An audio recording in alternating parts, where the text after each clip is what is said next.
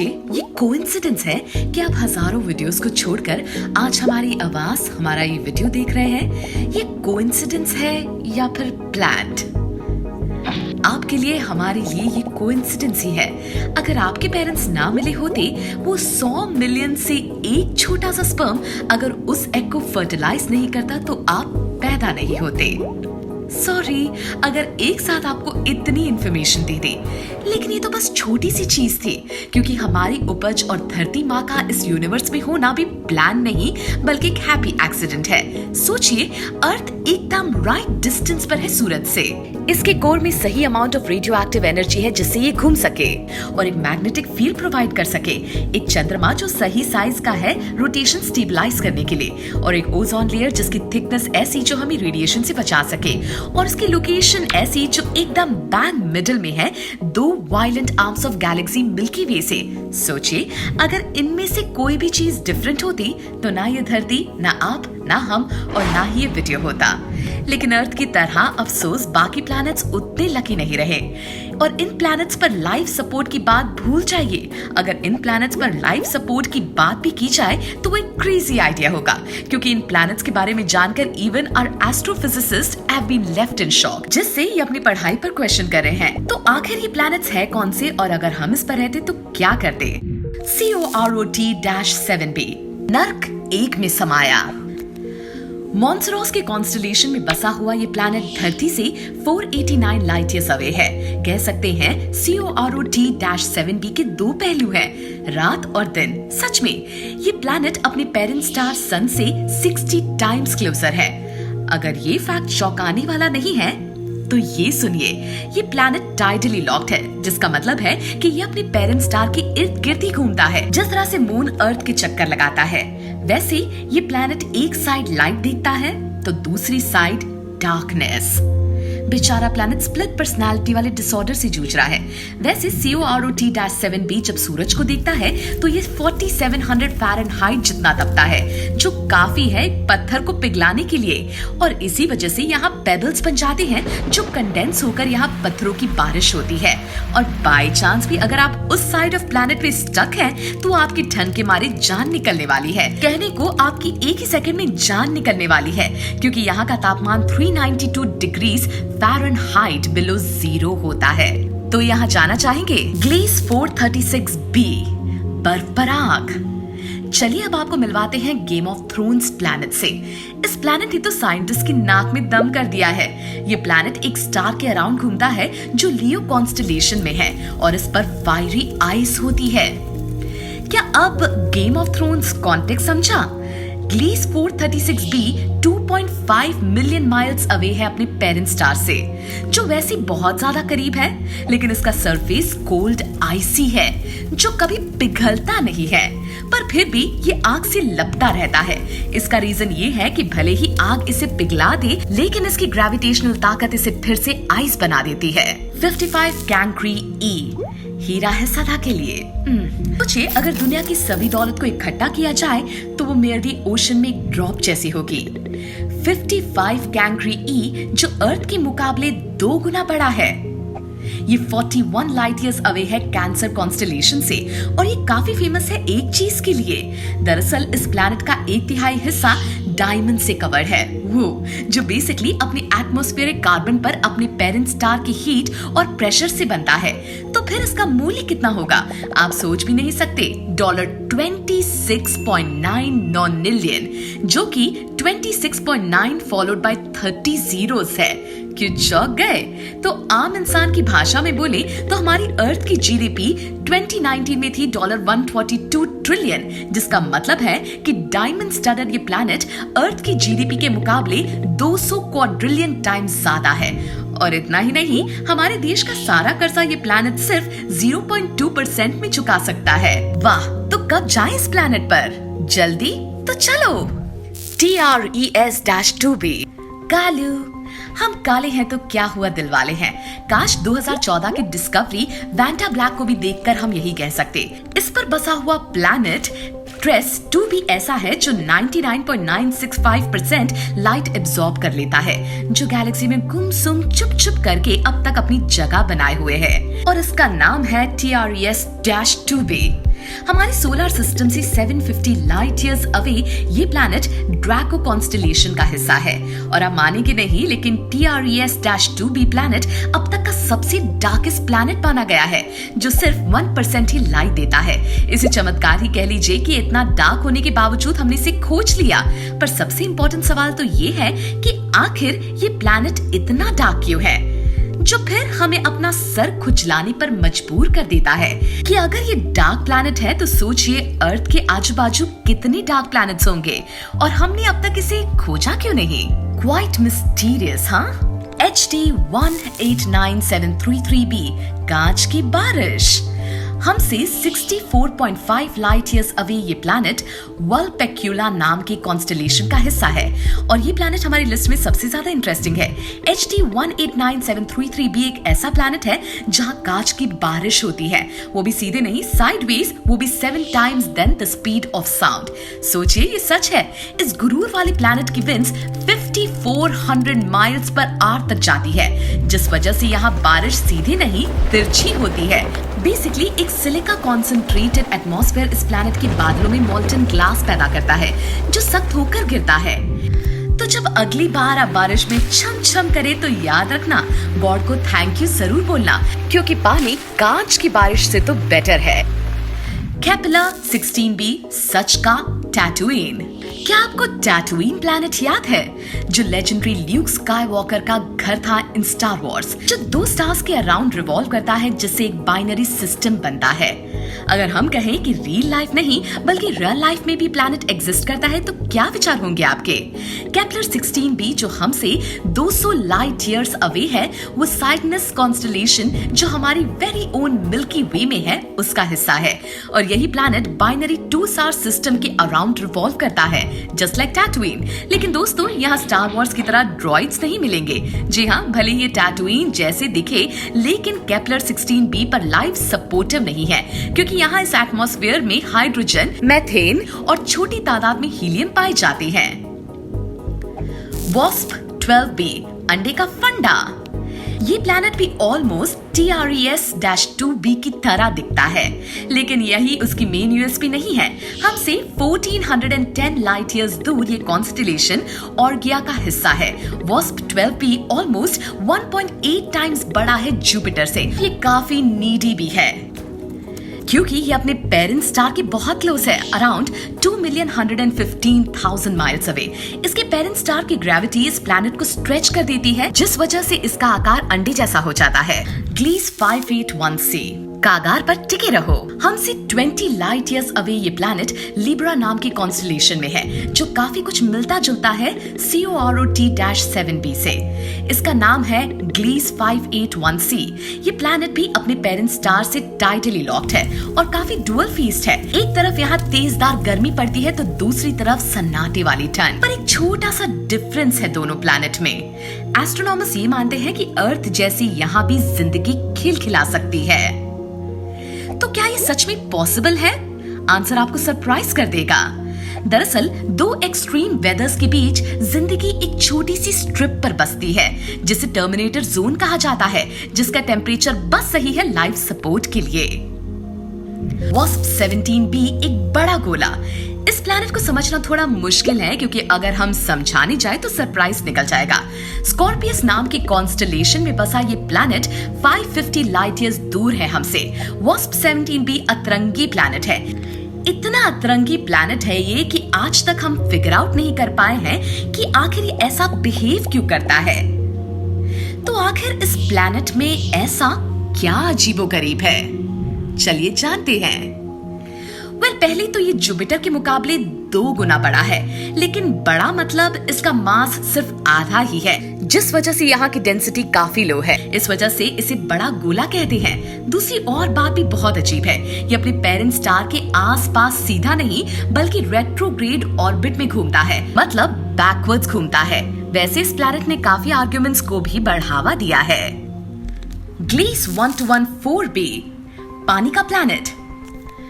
क्या आपको movie Interstellar में पानी वाला प्लैनेट याद है? वेल, ये काफी सिमिलर है उससे। हमसे 48 लाइट ईयर्स अवे ये प्लैनेट ओफ्यूक्यूअस कॉन्स्टेलेशन में बसा है। ग्लीस 1214b एक विशाल वाटर वर्ल्ड है, 3 गुना बड़ा अर्थ से, जिसमें इसका पानी इसके 10% ऑफ मास को कंट्रीब्यूट करता है।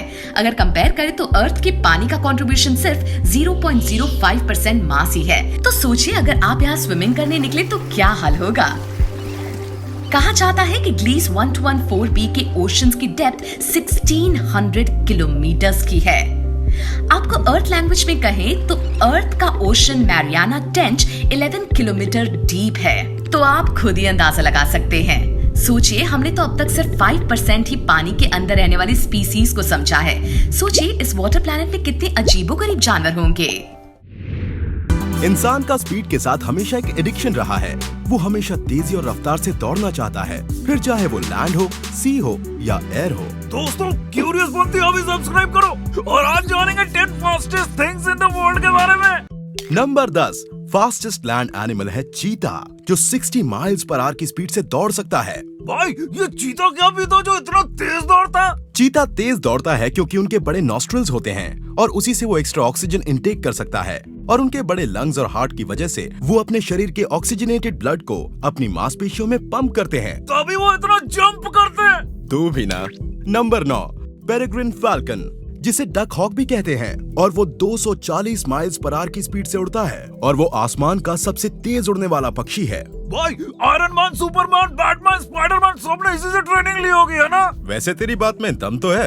आलू भी है, दम आलू। नंबर 8 बिल फिश, एपेक्स शिकारी मछली का एक ग्रुप, जिसे उसकी लंबी तलवार जैसी चोंच के कारण बिल फिश कहा जाता है। भाई, इस बिल का दिल कितना बड़ा होगा? दिल का तो पता नहीं, पर इनकी और भी प्रजातियां हैं। सेल मार्लिन और स्वॉर्ड फिश, ये 16 फीट तक बढ़ सकती हैं। और ये छलांग मारती है 50 किलोमीटर प्रति घंटे की रफ्तार से और तैरती है 80 mph पर। नंबर 7 ब्लैकबर्ड SR-71, ये मिसाइल 1976 में 2193 मील प्रति घंटे की स्पीड पर पहुंच गया था। ब्लैकबर्ड पर करीब 4000 मिसाइलों से हमला किया गया। क्या हुआ भाई फिर? सारे चूक गए। भाई, जो मिसाइल कायम करेगा उसको मिसाइल कैसे लगेगी? क्या बात है सर्किट, तू भी इंटेलिजेंट हो रहा है। अब उन क्यूरियस बनते जो देखता है। भाई अपना lucky number 6 JR Maglev MLX-01, जिसे सेंट्रल जापान रेलवे कंपनी ने डिजाइन किया था। भाई, ये ट्रेन तो रजनीकांत का लग रहा है। मुझे एकांत चाहिए सर्किट। वैसे एक बार जब ये 25 मील प्रति घंटे की स्पीड पर पहुंच जाती है तो उसके टायर कैरेज के नीचे फोल्ड हो जाते हैं।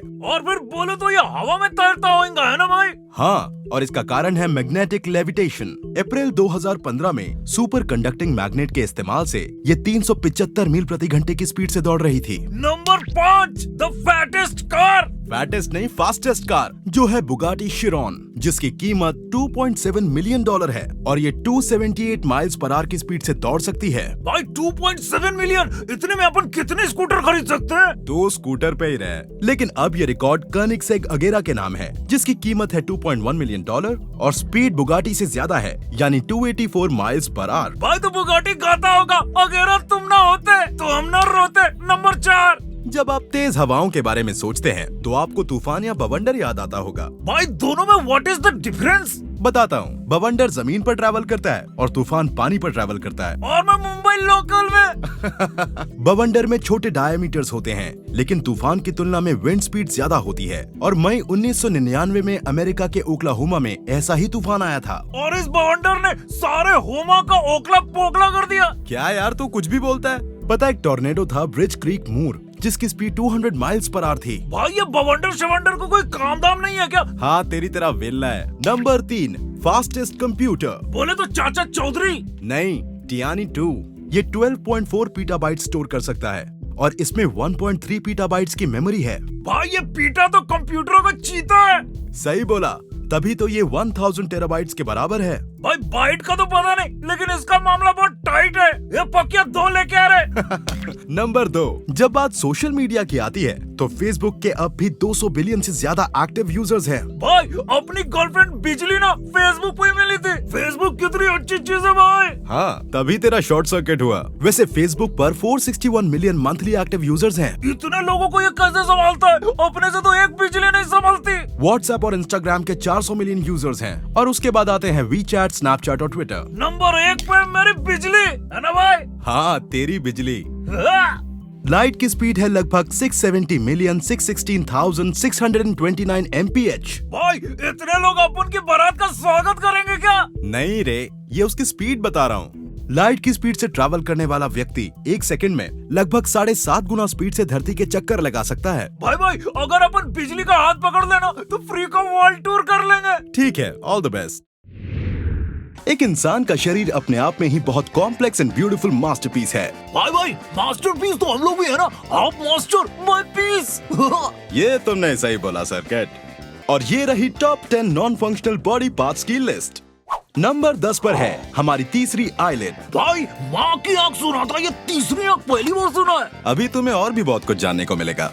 थर्ड आईलिड यानी प्लीका सेमिलुनारिस, ये पाई जाती है यहाँ यानी टीयर डक्ट पर। मतलब दिल के और माँ के आंसू इधर ही से बहते भाई। बिल्कुल, और ये आंखों को हिलाते समय आंसू निकलने और आंखों में फंसे कचरे को निकालने में मदद करता है। मतलब 2 in 1। जानवरों में अगर थर्ड आईलिड देखनी है तो मगरमच्छ की आंखों को जरूर देखिएगा। भाई मगरमच्छ की आंखों में देखना टू मच हो जाएगा भाई। नंबर 9 पर है डार्विन्स पॉइंट या ट्यूबरकल। ये त्वचा की छोटी तह है जो लगभग 10% लोगों के ऊपरी कान में बन सकती है। भाई अपन जब कान के नीचे बजाते हैं ना तो मालूम ही नहीं कि क्या बजा रहे। मार पिटाई की बात नहीं करते सर्किट। साइंटिस्ट का अनुमान है कि जब किसी शिकारी का शोर सुनाई दे तो इसे स्विवल बनाने में मदद मिलती है। भाई बोले तो दरवाजे पे कुंडी मार के क्या? नहीं। नंबर 8 पे बाल, इसकी खाल निकालते भाई। बाल भले ही दिखने में अच्छे हों, लेकिन ये नहीं भी हैं तो भी कोई फर्क नहीं पड़ता। वैसे ये बॉडी को इंसुलेट करने में मदद करता है और गर्म मौसम में सूरज की हार्मफुल रेस को दिमाग को हर्ट करने से बचाता है। ये बाल तो अपन के बॉडी का ढाल निकला भाई।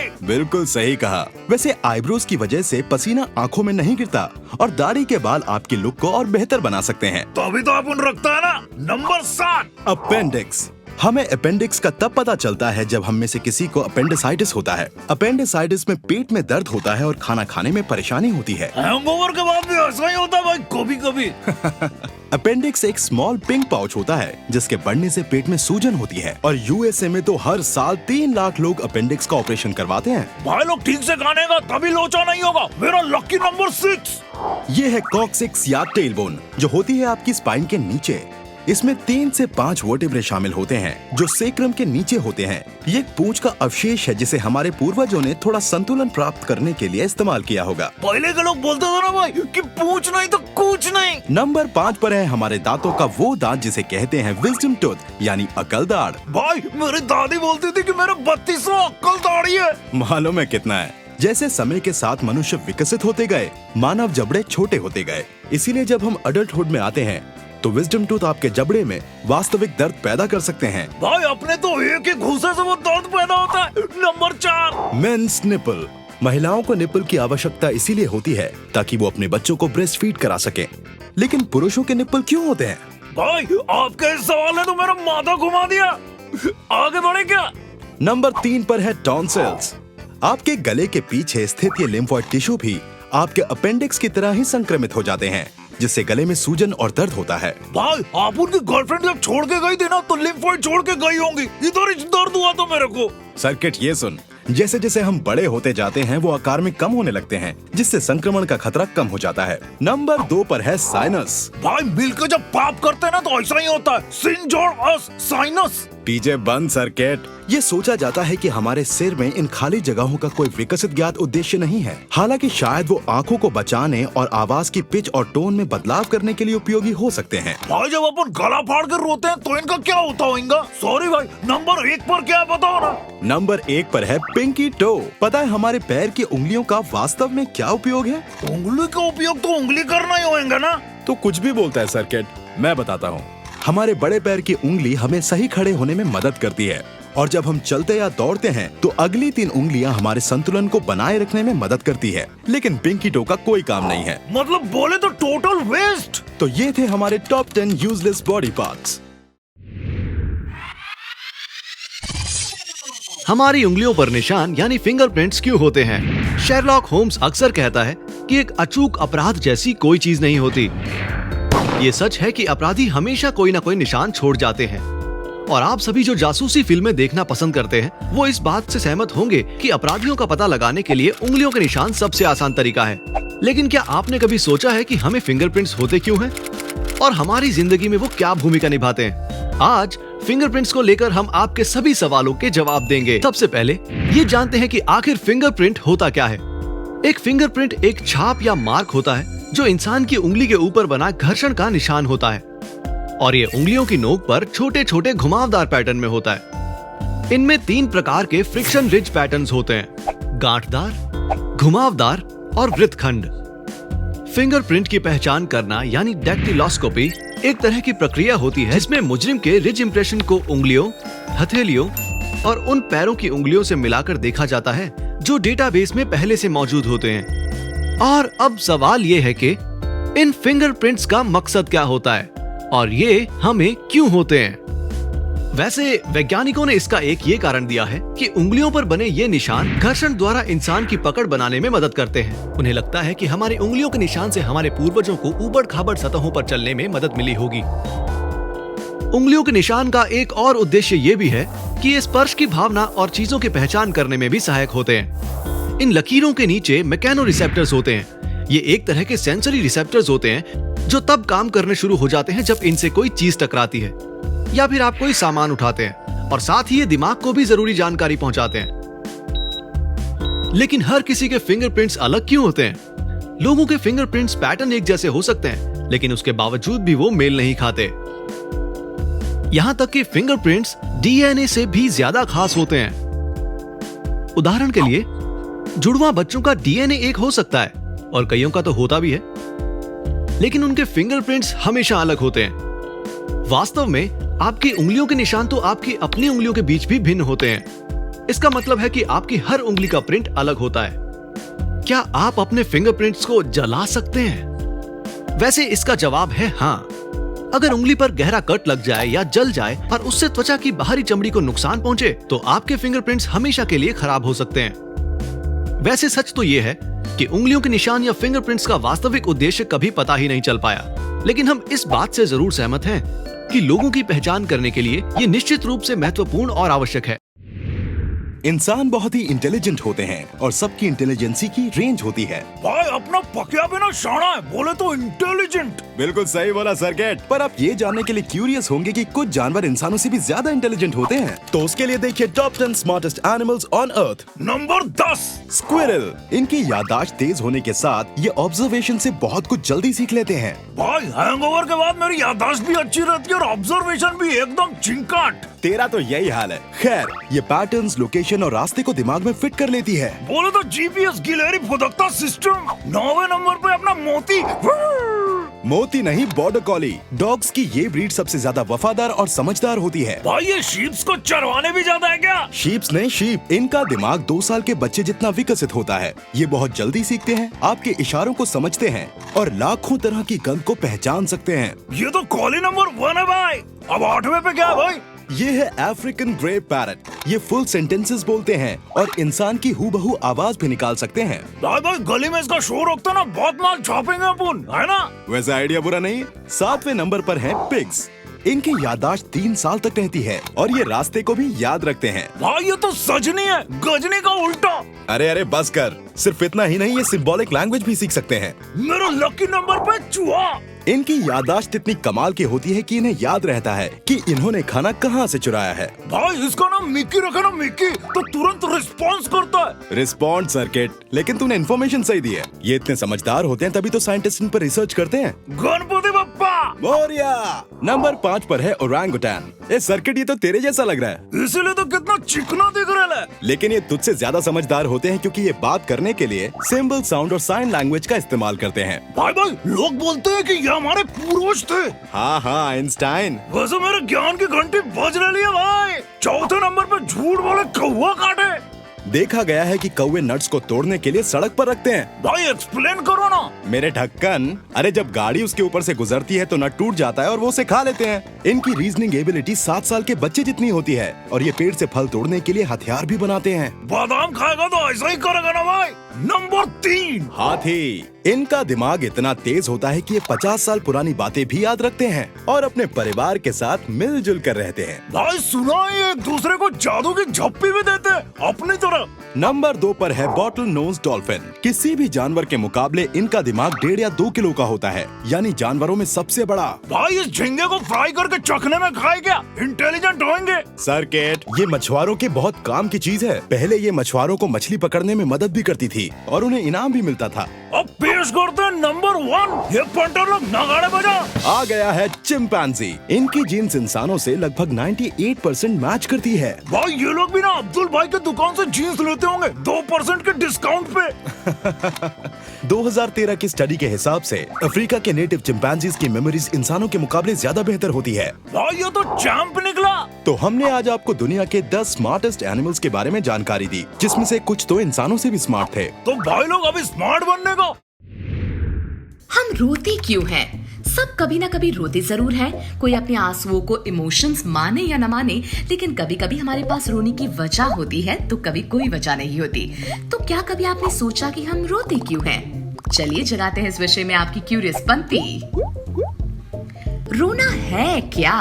Major science facts coming. Tear glands, एक जो लैक्रिमल ग्लैंड है, वो टीयर्स प्रोड्यूस करता है और उसे लैक्रिमल डक्ट तक पहुंचाता है ताकि आंसू आपके नाक से या फिर आंखों से बह सके। रोना दरअसल एक फिजियोलॉजिकल रिस्पॉन्स है, ठीक वैसे ही जैसे सांस लेना या फिर पसीना बहाना या फिर डायलेशन ऑफ प्यूपिल्स। आप मानेंगे नहीं, लेकिन रोना हमारा पहला फॉर्म ऑफ कम्युनिकेशन है। हम जब पैदा होते हैं तब रोते हैं क्योंकि तब बच्चा यही एक्सप्रेस कर सकता है जब उसे खाना, अटेंशन या कंफर्ट चाहिए। और बड़ी होते ही हम अपनी आंसुओं को कंट्रोल करना सीख लेते हैं। हमारे आंसू हमारी आंखों को नम रखते हैं, जिससे ये अच्छी तरह से फंक्शन कर सकती है और साथ ही ये कॉर्निया को बचाती है फ्रॉम ओवर ड्राइंग और आंखों को सुरक्षित रखती है। फन फैक्ट, एक दिन में हम अप्रोक्सीमेटली 30 बार रोते हैं और एक लाइफ टाइम में हम ऑलमोस्ट 10 बकेट्स ऑफ आंसू बहाते हैं। वाओ, ये तो पता ही नहीं था। तो हम रोते कब हैं? 1. जब किसी अनवांटेड सिचुएशन में होते हैं। रोना हमारे इमोशंस को एक्सप्रेस करता है। जब कभी हम कोई अनवांटेड सिचुएशन में होते हैं, इस टाइम हमें बस कंफर्ट चाहिए। तो अगर आप एक बड़े ग्रुप में किसी रोते हुए इंसान को देखें तो उसे जादू की झप्पी जरूर देना। 2. जब हमें चोट लगती है जोर से। रोना एक्चुअली में एक डिफेंस मैकेनिज्म है। दरअसल हमारे कॉर्निया के सेंसरी नर्व्स हमारे ब्रेन स्टेम को इशारा देते हैं। ये वो पार्ट है जो रिफ्लेक्सिव मोमेंट्स कंट्रोल करता है, जिससे आंसू आते हैं, जो कि एक रिएक्शन है ऑफ द आई अगेंस्ट धूल या केमिकल्स जो प्यास काटते हुए निकलते हैं। 3. जब हम दुखी या खुश होते हैं। रोना एक्सट्रीम इमोशंस जैसे स्ट्रेस, खुशी, गुस्सा, दुखीपन या फिर फिजिकल इंजरी को कुरेदता है, जिससे आंसू आते हैं। चलिए अब आंसुओं के बारे में इंटरेस्टिंग फैक्ट्स जाने। आंसुओं को बाहर निकालने का तरीका पता है? जब हम एक साथ खूब सारा रोते हैं तो हमारे ग्लैंड्स वो आंसू बाहर निकालते हैं जो वो रख नहीं सकते। आंखें सारा आंसू नहीं बहा सकती, इसीलिए ये कभी कभी नाक से बाहर आते हैं। क्या औरतें मर्दों से ज्यादा रोती हैं? एक विमेन मेजर इमोशनल चेंजेस से गुजरती है कंपेयर टू मेन। स्टैटिस्टिक्स ये बताती है कि women cry 64 times a year, जबकि मेन 17 टाइम्स अ ईयर। क्या आपने सुना है ये फ्रेज, मेरे कमबख्त हॉर्मोन्स? हार्मोन जो आंसुओं को कंट्रोल करता है उसे प्रोलैक्टिन कहते हैं। औरतों में 60% ज्यादा प्रोलैक्टिन होता है आदमियों से, इसीलिए औरतें ज्यादा रोती हैं। और जब विमेन बूढ़ी हो जाती हैं तो वो कम रोती हैं। इसका रीजन ये है कि एज के साथ प्रोलैक्टिन डिक्रीज हो जाता है और टेस्टोस्टेरोन इंक्रीज, जबकि मेन के साथ ये उल्टा होता है। इसीलिए men after getting old cry more. क्या जानवर रोते हैं? हाँ, जानवर रोते हैं। डिफेंस मैकेनिज्म कह लीजिए, सब जानवर रोते हैं, लेकिन हम जैसे वो इमोशंस पे आंसू नहीं बहाते। वो भले ही दुखी, खुशी या पेन में हो, पर इनके लिए ये नहीं रोते। तो मगरमच्छ के आंसू क्या है? मगरमच्छ के आंसू सच में है, लेकिन ये मुहावरा कोई स्पेसिफिक रीजन की वजह से है। जब मगरमच्छ अपना शिकार निगलता है तो उसकी जबड़े इतने टाइट हो जाते हैं, जिस वजह से प्रेशर से उसकी आंखों में आंसू आ जाते हैं। मे बी ये अपने डिलिशियस शिकार को खाने के बाद खुशी के आंसू रोते हैं। स्वच्छ भारत अभियान नहीं बल्कि स्वच्छ वर्ल्ड अभियान ये एक ऐसा इनिशिएटिव है जिसे हर किसी को फॉलो करना चाहिए। जिस तरह ग्लोबल वार्मिंग बढ़ रही है उसी ये अंदाजा लगाया जा सकता है कि हमारे ओशन में कितनी ज्यादा गंदगी भरी है। हाल ही में हमें माइक्रोबीड छोटी प्लास्टिक के टुकड़ों के बारे में पता चला जिसे एक्सफोलिएंट या कॉस्मेटिक्स में यूज किया जाता है। प्लास्टिक के बिना आज के ह्यूमंस का गुजारा ही नहीं है। कहा जाता है कि 1 मिनट में लाखों से भी ज्यादा प्लास्टिक बॉटल्स बनाई जाती है। इतना ही नहीं दोस्तों, 300 million metric ton of plastic हर साल प्रोड्यूस किया जाता है, जिसमें से 8 मिलियन मेट्रिक टन सीधा ओशन में कचरे की तरह फेंक दिया जाता है। आप तो जानते ही हैं कि प्लास्टिक कभी मरता नहीं है, इसलिए ओशन में हजारों सालों से पड़े प्लास्टिक के छोटे टुकड़े सन की गर्मी से बिखर गए हैं। ये प्लास्टिक आज हमारे पानी को पोल्यूट कर रहा है। हमें ही नहीं, सी लाइफ को भी बेहद ज्यादा नुकसान है। 90% ऑफ सी बर्ड्स के अंदर प्लास्टिक मौजूद है। छोटे जीव प्लैंकटन जो कई फिशेस का खाना है उसके अंदर भी माइक्रो प्लास्टिक मिले हैं। सबसे चौंकाने वाली बात यह है कि यही जीव कई जंतु का खाना है, और जब हमारे खाने को प्लास्टिक मिलेगा तो सोचे हमारी प्लेट में फिश नहीं प्लास्टिक ही तो होगा। हमारे पास अब भी वक्त है, बहुत से ऐसे रास्ते हैं जिससे ओशंस और बीचेस को साफ किया जा सकता है। हम सब मिलजुल के कम्युनिटीज ऑर्गेनाइज कर सकते हैं इसे क्लीन करने के लिए। कई सारी ऐसे ऑर्गेनाइजेशंस भी हैं जो प्लास्टिक की सफाई में लगे हुए हैं। इनके पास कई इक्विपमेंट्स ऐसे हैं जिससे ये ओशन की 10% तो सफाई कर सकते हैं, जिसके बाद इस कचरे को ये कहीं और नहीं बल्कि रिसाइकलिंग में डाल देते हैं। लेकिन सवाल ये है कि हम और क्या कर सकते हैं हमारी आगे की लाइफ को सेफ बनाने के लिए। फर्स्ट एग्जाम्पल, प्लास्टिक यूज करना बंद करें जैसे कि बैग्स, और इसकी जगह आप यूज करें कपड़े के बैग्स। इसके अलावा एक और उपाय है कि हम सब मिलके आम चीजों को रिसाइकल करें। इसे बाकी सब लोगों को बताना होगा जिससे कि ये इस इश्यू के बारे में अच्छे से समझ पाए। जैसे कि लोकल काउंसिल्स आज कई लोगों को अलग अलग कंटेनर्स दे रहे हैं जिससे ये अपने कचरे को अच्छी तरह से ऑर्गेनाइज कर सकते हैं। जैसे कि प्लास्टिक एंड ग्लास, पेपर या कार्डबोर्ड, फूड वेस्ट एक जनरल वेस्ट है, और कई जगह ऐसी हैं जहां पर आप रिसाइकल भी कर सकते हैं। एक रे ऑफ होप ये है कि आज साइंटिस्ट इन्वेस्टिगेट कर रहे हैं अलग अलग तरीके के प्लास्टिक को ब्रेक डाउन करने के लिए जो ओशन में पाया जाता है। 2016 में जापानीज रिसर्चर्स ने एक बैक्टीरिया की खोज की जो पेट यानी कि कॉमन प्लास्टिक को खाता है। फिर उसके बाद 2018 में साइंटिस्ट ने एक बैक्टीरिया की डिस्कवरी की कॉल्ड एंजाइम। ये काफी मेहनत करने के बाद पता चला कि ये खुद ही प्लास्टिक को खाता है, जो कि एक बेहतरीन एक्सपेरिमेंट है। तो दोस्तों, देखा आपने, अब हमारे हाथ में हमारा फ्यूचर है। क्या हो अगर पूरी दुनिया से सारी मधुमक्खियां मर जाएं?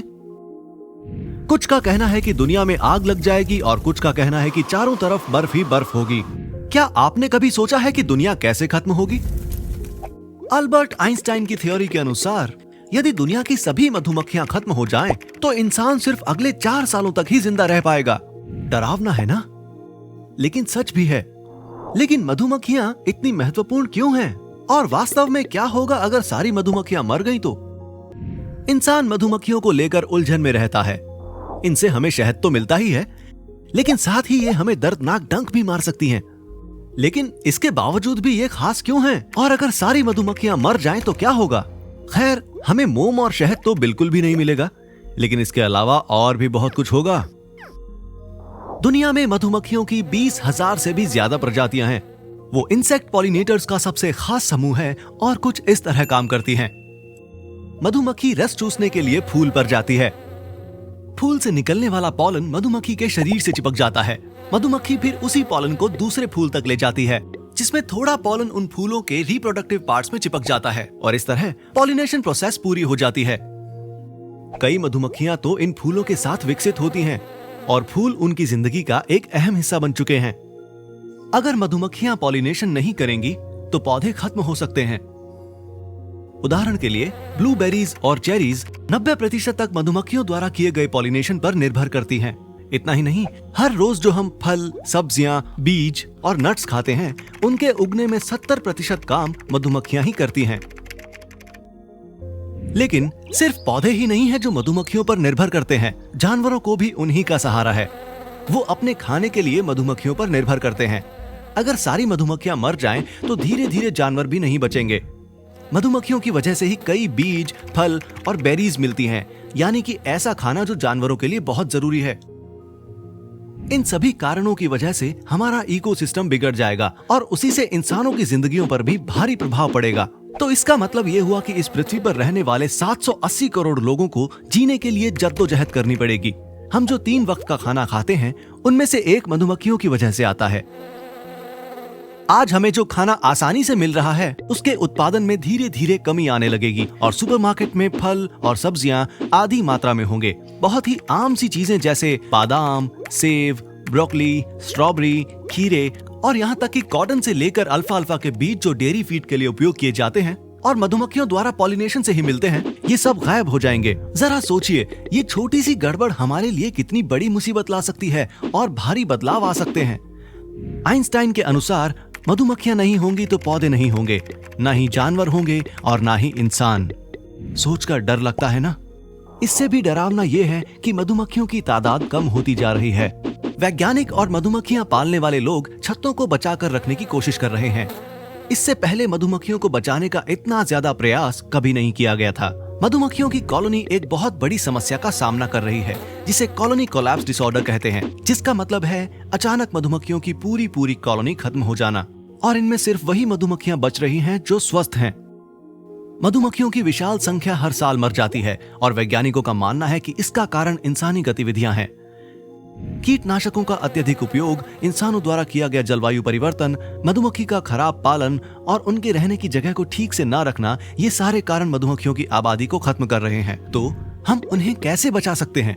इसकी शुरुआत में हमारी आने वाली पीढ़ियों को मधुमक्खियों और उनसे होने वाले फायदों के बारे में बताना होगा। वो खतरनाक नहीं होती हैं, वो फूलों पर बैठती हैं और तब तक इंसानों पर हमला नहीं करती जब तक उन्हें खतरा महसूस नहीं होता। उनके बारे में जानने से हमें उन्हें और समझने का मौका मिलेगा। चलिए बी फ्रेंडली पौधे लगाने की कोशिश करते हैं। मधुमक्खियों को ढेर सारे पौधों की जरूरत पड़ती है ताकि वो अपना छत्ता बना सकें। हमें कीटनाशकों का कम से कम इस्तेमाल करना चाहिए और स्वॉर्म्स को बचाना चाहिए। अगर आपको एक नजर आए तो अपने लोकल बी कीपर को बता दें। कम से कम एक छत्ते की देखभाल की जिम्मेदारी भी लें। हम जानते हैं कि इनके डंक से आपको बहुत ज्यादा तकलीफ पहुँचती है, लेकिन हमें इन प्यारी सी मधुमक्खियों की बहुत जरूरत है, तो इन्हें बचाने की कोशिश जरूर कीजिए। कुदरत का ध्यान आप रखिए और कुदरत आपका ध्यान रखेगी। जिम्मेदार बनिए, अच्छे बनिए और हमेशा खुश रहिए।